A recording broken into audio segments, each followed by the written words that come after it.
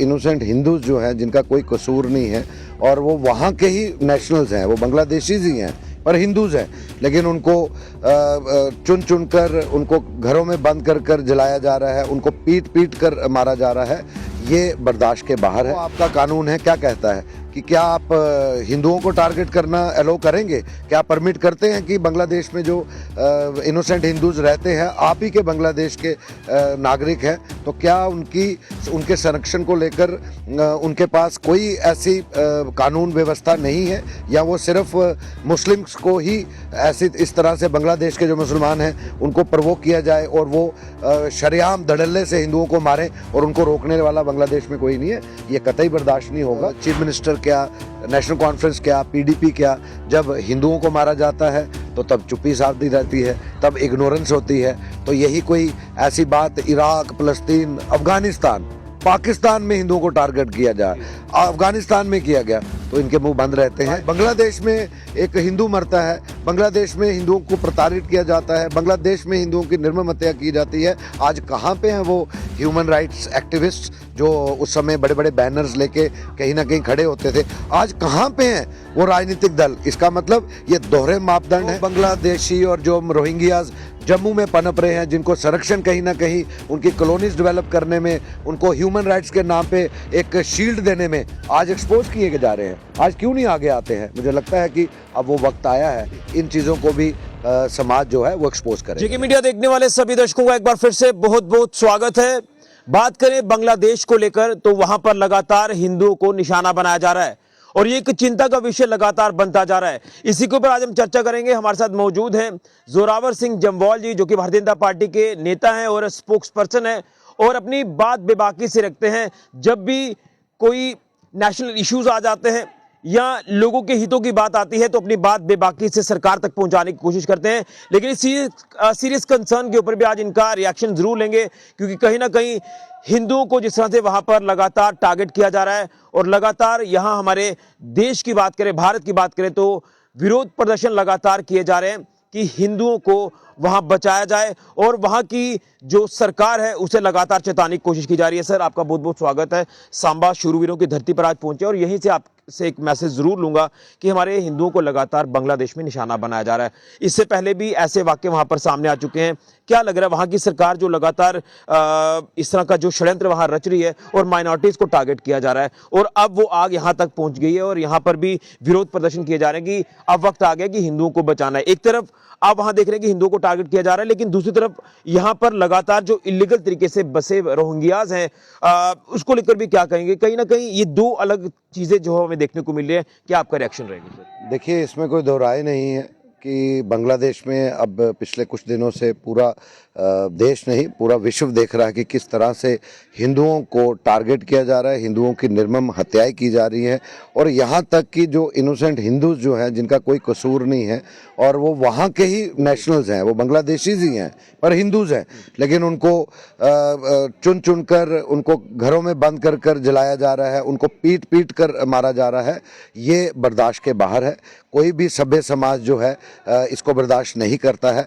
लेकिन मैं ये कहूँगा कि अब वक्त वो आ गया है कि सिर्फ ये निंदा करने से, कड़ी निंदा करने से बात नहीं बनेगी और कहीं ना कहीं बांग्लादेश की सरकार को भी ये हम बात उनको कहना चाहेंगे कि जो आपका कानून है क्या कहता है कि क्या आप हिंदुओं को टारगेट करना अलो करेंगे? क्या परमिट करते हैं कि बांग्लादेश में जो इनोसेंट हिंदूज रहते हैं, आप ही के बांग्लादेश के नागरिक हैं, तो क्या उनके संरक्षण को लेकर उनके पास कोई ऐसी कानून व्यवस्था नहीं है, या वो सिर्फ मुस्लिम्स को ही ऐसी इस तरह से बांग्लादेश के जो मुसलमान हैं उनको प्रवोक किया जाए और वो शरेआम धड़ल्ले से हिंदुओं को मारें और उनको रोकने वाला बांग्लादेश में कोई नहीं है? ये कतई बर्दाश्त नहीं होगा। ठीक है, हमें उम्मीद है कि हमारी भारतीय सरकार डिप्लोमेटिक तरीके से इस बात पर विचार विमर्श और बात कर रही होगी बांग्लादेश की हुकूमत से, उसकी सरकार से। लेकिन हमारा ये मानना है कि ये पहली बार नहीं, पहले भी कभी भी 20 साल पीछे चले जाइए, 25 साल पीछे चले जाइए, जब भी वहाँ पर हिंदुओं पे अत्याचार हुए हैं तो वहाँ से पलायन हुए, लेकिन उनकी व्यवस्था बहुत ही बुरी हालत में रही और प्रेशर जो है वो हमारे भारत पर पड़ता है। अगर हम बात करें कि उस समय भी हिंदुओं के अलावा वहाँ से म्यांमारी और बांग्लादेशी जो मुस्लिम समुदाय से है वो भारत की तरफ इलीगली जो है वो इस तरफ आ गए थे, चाहे वो वेस्ट बंगाल की बात करें, दिल्ली की बात करें। वहीं से मुझे लगता है कि जम्मू कश्मीर के परिप्रेक्ष्य और इस जम्मू कश्मीर की राजनीति की बात करें तो यहाँ पर भी इलीगली बांग्लादेश और रोहिंग्यास जो थे रह रहे थे, और उसको जो संरक्षण है वो जम्मू कश्मीर की उस समय की प्रदेश की सरकारें देती आई हैं। ये बिल्कुल ही कहते हैं कि दोहरे मापदंड हैं।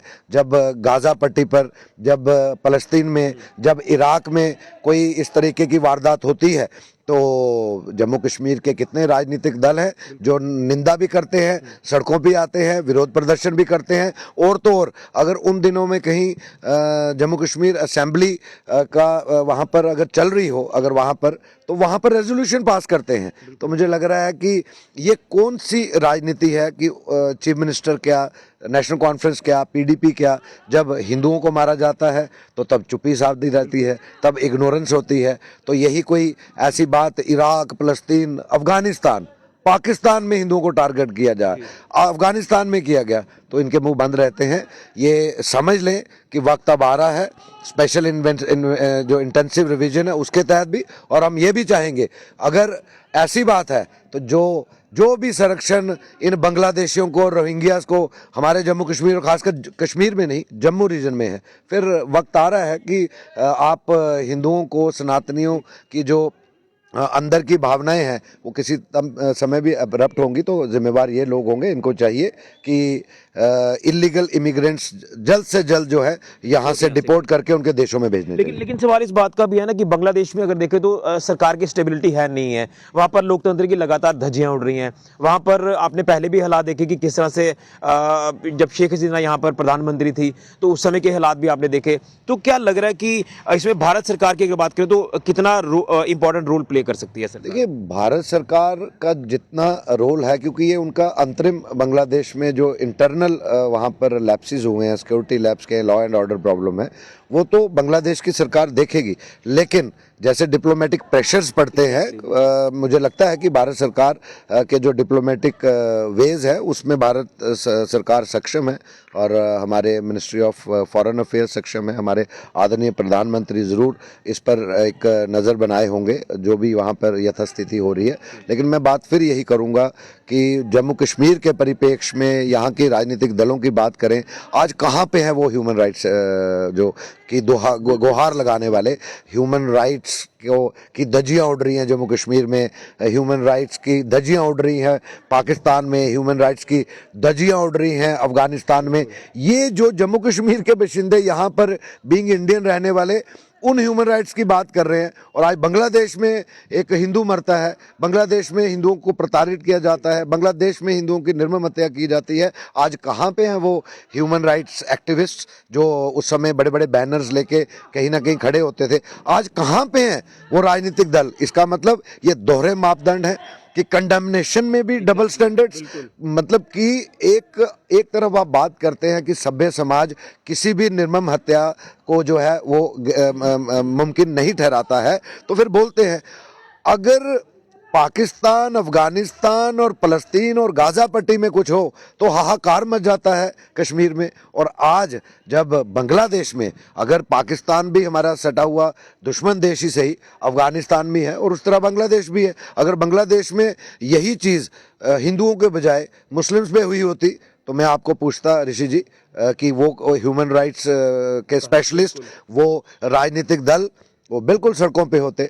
बात इस तरह की है कि ये राजनीति जो दोहरे मापदंड है ये एक्सपोज करते हैं जम्मू कश्मीर के रीजनल जो पार्टीज, और मैं कहूँगा कश्मीर बेस्ड पार्टीज को, कि आप दोहरे मापदंड से राजनीति मत कीजिए। अगर वाकई आप में इंसानियत है और वाकई आप सूडो सेकुलर नहीं है तो आइए सामने, बात कीजिए, निंदा के कीजिए। आप असेंबली में प्रस्ताव लाए सरकार की तरफ से कि जो माइनॉरिटी किलिंग्स बांग्लादेश में हुई हैं ये असहनीय है, हम इसको बर्दाश्त नहीं करेंगे। आप बयान लेके आइए कि अगर ऐसा चलता है तो जम्मू कश्मीर की सरकार पूरी गृह मंत्रालय को और केंद्रीय सरकार की पूरी सपोर्ट करेगी आइडेंटिफाई करने में जो बांग्लादेशी और जो रोहिंग्याज जम्मू में पनप रहे हैं, जिनको संरक्षण कहीं ना कहीं उनकी कॉलोनीज डेवलप करने में, उनको ह्यूमन राइट्स के नाम पे एक शील्ड देने में आज एक्सपोज किए जा रहे हैं। आज क्यों नहीं आगे आते हैं? मुझे लगता है कि अब वो वक्त आया है, इन चीज़ों को भी समाज जो है वो एक्सपोज करेगा। चलिए, बहुत धन्यवाद। तो जोरावर सिंह जम्वाल जी ने अपना रिएक्शन दे दिया और कहीं ना कहीं ये साफ तौर पर उनकी तरफ से कहना है